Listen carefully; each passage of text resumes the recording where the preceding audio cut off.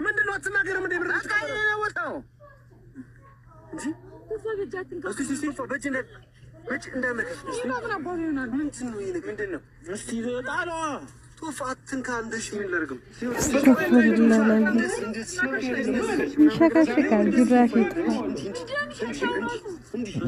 እዚህ አንተም ጠቅልለህ እዚህ መኖር ነው።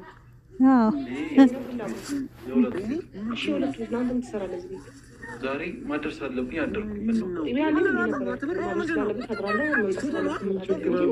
እና ቀን በቀን እኮ እያደረኩ አይደል? ቀን በቀን እንደማደርግ ቀን በቀን እንደምታደር ነው ሁኔታ እያደረኩኝ ቀን በቀን እያደረኩ አይደል? ዛሬ አንተ ሴት ብቻዋን ባለችበት የራስ ቤት አለ የራስ ቤት አለ አይደል? አሁን ቡዚ ይሄ ልጅ ይዘጋና በመጀመሪያ አንተ አብራ ለምን አሰማለኝ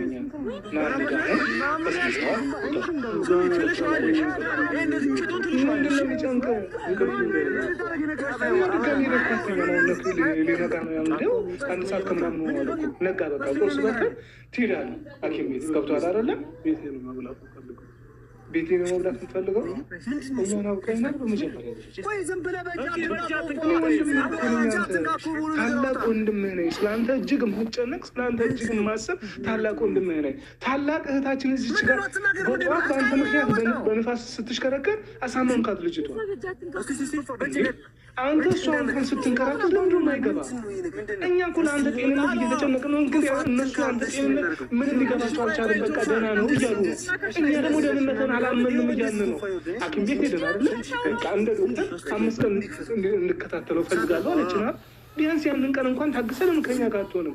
ወይስ እኛን ስታይ ትፈራለህ ወይ? ምን እናደርጋለን እኛ?